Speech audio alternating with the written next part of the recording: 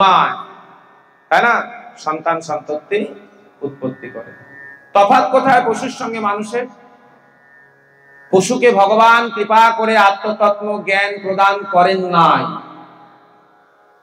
পশুকে ভগবান আত্মতত্ত্ব জ্ঞান প্রদান করেন নাই, আর মানুষকে আত্মতত্ত্ব জ্ঞান ভগবান প্রদান করেছে।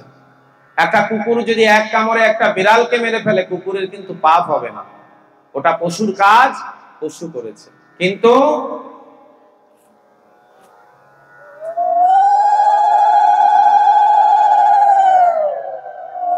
দেখো তুলসীতে ঠেকিয়ে নাও, ঠিক আছে। যদি কখনো বা কোনো মানব যদি একটা কুকুরকে মেরে ফেলে, তাহলে কুকুরের মানুষের পাপ হলো। কেন আমি মারবো? আমি কি পশু? আমাকে তো আত্মতত্ত্ব জ্ঞান দান করেছেন। আমি যখন একটা পশুকে একটু এক লাঠির বাড়ি দিয়ে যদি মারতে চাই, তাহলে তো আমার আত্মতত্ত্ব জ্ঞান বিবেক বলবে কেন এটা করেছি। একটা কুকুর মেরে ফেললে এক লাঠির বাড়িতে সারাদিন দেখবেন হৃদয় কেমন হয়। বিবেকের কাছে অনুশোচনায় বারবার আর টেকা যাবে না। সেই জন্য এটার নাম শৌচভাব। আত্মতত্ত্ব জ্ঞান, আত্মতত্ত্ব জ্ঞানের যখন উদয় হবে, তখন আপনি ভাগবত ধামে এসে যে হরি কথা কৃষ্ণ কথা আস্বাদন করে নিয়ে যাবেন, সেটা আঁচল ভরে যখন হরি কথা নিয়ে যাবেন, তখন সে আঁচল ভরা হরি কথা কৃষ্ণ কথা পারমার্থিক কৃপা কবে কাজে লাগবে? যেদিন আমার জন্য কেউ থাকবে না, একটি কোণার ঘরে আমার দেহ অসুস্থ, আমাকে যেদিন ফেলে রাখবে, সেদিন, ওই দিন দেখার আগে ভাগবত ধামে এসে ভগবানের নামটাকে ঠিক মতো করে করে শ্রবণ করতে হয়। এর জন্য বকা দিলাম। হ্যাঁ, কেউ রাগ করবে না, কেউ কখনো অপরাধ নেবে না।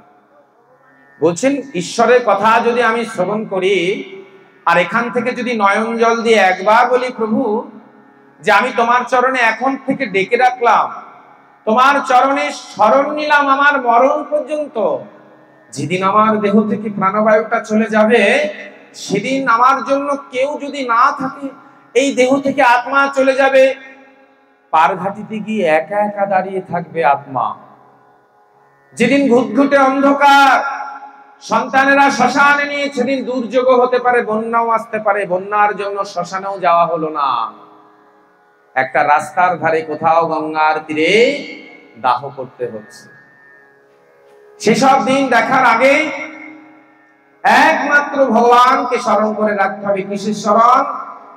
বলছেন ভগবানকে একমাত্র ডেকে রাখতে হবে। প্রভু যে যেদিন আমার দেহ থেকে প্রাণবায়ু বেরোবে, সেদিন আর কেউ থাকুক চায় না থাকুক, সেদিন যেন তুমি আমার কাছে চরণে জানিয়ে রাখতে হবে।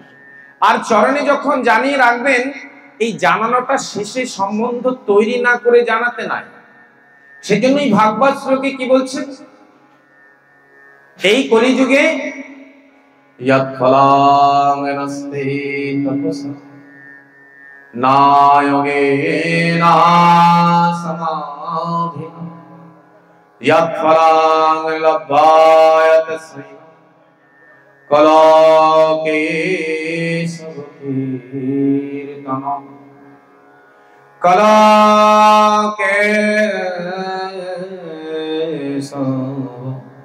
কীর্তনম। একমাত্র কলিযুগে এই সংকীর্তন, কেশবের কীর্তন। এই যে বৈশাখ মাস, কিসের মাস? কি মাস? কেশব মাস। তো এই বৈশাখ মাস একমাত্র বলছেন এটাও নিয়ম সেবার মাস। অনেকেই যে বৈশাখ মাসে এক মাস ধরে পাঠ চলছে, তাই না? কীর্তনের আশ্রয় করতে হবে। কীর্তন কলকেশব কীর্তন, একমাত্র কলিযুগে এই সংকীর্তন।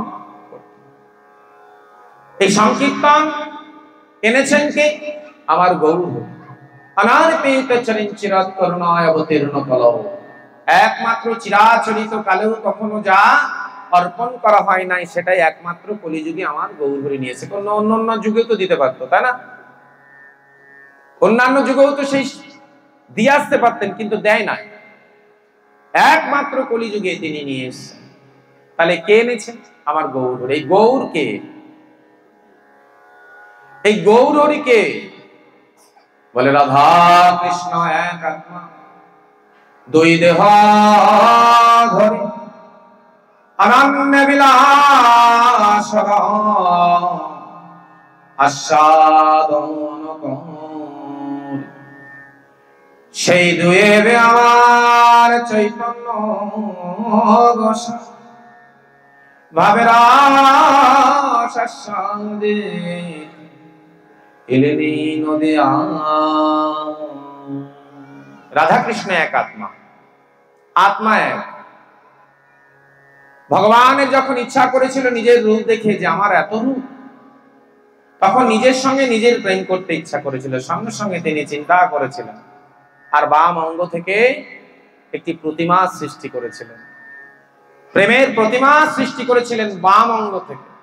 সেই বাম অঙ্গ থেকে প্রতিমা সৃষ্টি করেছিলেন, সেই প্রতিমা হলেন প্রেম সে বলো আরো জোরে রাধে রাধে রাধে রাধে রাধে রাধে। উলুধ্বনি নয়, উচ্চারণ করুন। প্রেম সে বলো আরো জোরে, বলো না রাধে রাধে, জোরে জোরে রাধে রাধে। এই রাধে রাধে নাম জোরে জোরে উচ্চারণ করবেন। তো সেই জন্য এই কলি যুগে একমাত্র হরিনাম সংকীর্তন কলি যুগে। তাহলে রাধা কৃষ্ণ এক আত্মা, আত্মা। রাধা কৃষ্ণ কোথায় ছিলেন? বৃন্দাবনে। রাধা কৃষ্ণ এক আত্মা বলছেন, খুব ভালো করে বুঝে নেবেন। যত বুঝে পড়ে নিয়ে যাবেন তত নিজের লাভ। রাধা কৃষ্ণ এক আত্মা, দুই দেহ ধরি। আত্মা এক, দেহ দুই। অনন্য বিলাস রস আস্বাদন করি। অনন্য মানে পরস্পর পরস্পরের সঙ্গে। অনন্য বিলাস রস আস্বাদন করি সেই দুয়ে, মানে বৃন্দাবনে রাধা কৃষ্ণ। এবে, এবে মানে এখন, আমার চৈতন্য গোসাই। সেই রাধা কৃষ্ণের মিলিত তনু। তনু মানে কি? তনু মানে দেহ। এই রাধা কৃষ্ণের মিলিত তনু হচ্ছেন আমার শ্রীমান গৌর হরি নিতাই গৌর হরি। এই গৌর হরিকে, সেটার জন্য যখন বৃন্দাবনে নিমি মহারাজ নব যোগেন্দ্র সমারোহ করেছিলেন, এই সংকীর্তন যজ্ঞ, যে আমাদের যে সংকীর্তন যজ্ঞটা কেন দিচ্ছি, আমরা কি পাচ্ছি? নিমি মহারাজ নব যোগেন্দ্র সমারোহে 9 জন মুনিকে ডেকেছিলেন। তার মধ্যে একজন ছিলেন ত্রিকালদর্শী মুনি, করবাহাজন মুনি। ত্রিকালদর্শী মানে যে অতীত ভূত ভবিষ্যৎ সব বলতে পারে। দেখবেন শান্তিপুর থেকে ট্রেন থেকে নামলে অমুক ঠাকুর বাড়ি তমুক ঠাকুর বাড়ি চলে যাচ্ছে, তাই না? এই যে ত্রিকালদর্শী বলছেন, যারা অতীতকে বলে দিতে পারে, আগামী ভবিষ্যৎকে বলে দিতে পারে যে তোমার কি হবে। আমরা যাই তো, কত ওজা বাড়িতে যাচ্ছে, কত তান্ত্রিক বাড়িতে যাচ্ছে, কেঁদে কেটে পড়ছেন, যা পাচ্ছেন কৃপা করে দেবদেবীর কৃপায় তন্ত্র সাধনা যেটুকু পারছে দিচ্ছেন। আদৌ এগুলো কি সত্যি? সাধনা লাগে। ত্রিকালদর্শী বৈষ্ণবকে, তাকে বৈষ্ণবের মতো বৈষ্ণব হতে হয় মুনি, তাই না? তো সেজন্য এই করবাহাজন মুনি যিনি ত্রিকালদর্শী, তিনাকে প্রশ্ন করেছিলেন কি নিমি মহারাজ, আচ্ছা হে মুনিবর, আপনি তো সত্যযুগের ভগবানকে জানেন, আপনি ত্রেতা যুগের ভগবানকে সেও জানেন, আপনি দাপর যুগের ভগবানও জানেন। সত্যযুগের ভগবানকে, সত্যযুগের ভগবান ত্রেতা যুগে রামচন্দ্র। ওই রাম বললে হবে না, হ্যাঁ, ভগবান শ্রী রামচন্দ্র, এত ক্যাজুয়ালি বললে হবে না, ঠিক আছে? ভগবান শ্রী রামচন্দ্র। আর দাপর যুগে ভগবান শ্রী কৃষ্ণচন্দ্র, তাই না? তাহলে এই যে ভগবান শ্রীকৃষ্ণ, এই যে 3টে যুগের ভগবান, তিনি বলছেন আগামী কলৌ যুগের যিনি ভগবান হবে আর যিনি কলি যুগে ভগবান হয়ে যাবে, সেই ভগবান আর ভগবানের আরাধনা কি সেটাকে বোঝাবার জন্য একটি সংস্কৃত শ্লোকের উপরে তিনি বোঝাচ্ছেন কি অন্ত কৃষ্ণ বহির গৌরং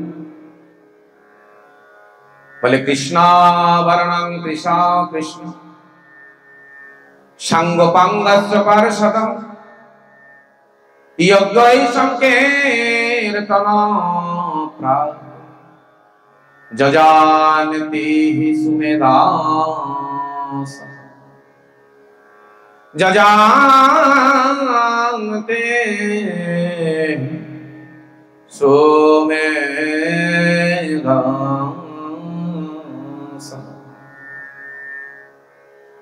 একমাত্র কলিযুগের ভগবান হবেন কৃষ্ণ বর্ণং কৃষা অকৃষ্ণ। কৃষ্ণ বর্ণ মানে কি?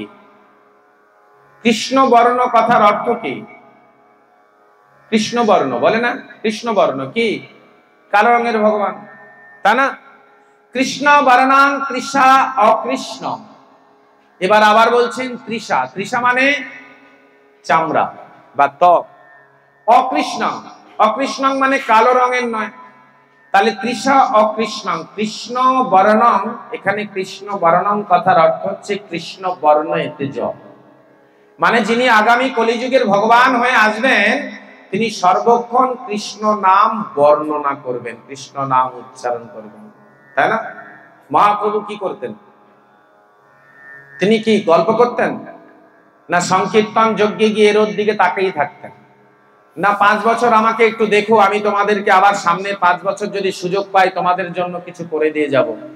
মহাপ্রভু কি এটা বলেছিলেন লোকের দুয়ারে দুয়ারে গিয়ে? মহাপ্রভু হাতে ধরে পায়ে ধরে দুলায় গড়াগড়ি দিয়ে নিজে আচই ধর্ম জীবের শেখায়, নিজে না আচই ধর্ম জীবের শেখানো না যায়। তিনি হাতে ধরে পায়ে ধরে নাম বিতরণ করেছিলেন কলির জীবকে উদ্ধার করানোর জন্য। তাহলে কৃষ্ণ বর্ণং, তিনি সর্বক্ষণ মুখে কৃষ্ণ বর্ণেতে যা মানে কৃষ্ণ নাম বর্ণনা করবেন। আগামী কলিযুগে যখন তিনি ভগবান হয়ে যাবেন কৃষ্ণ নাম উচ্চারণ করবেন সর্বক্ষণ। তৃষা অকৃষ্ণ, এইবার বলছেন তৃষা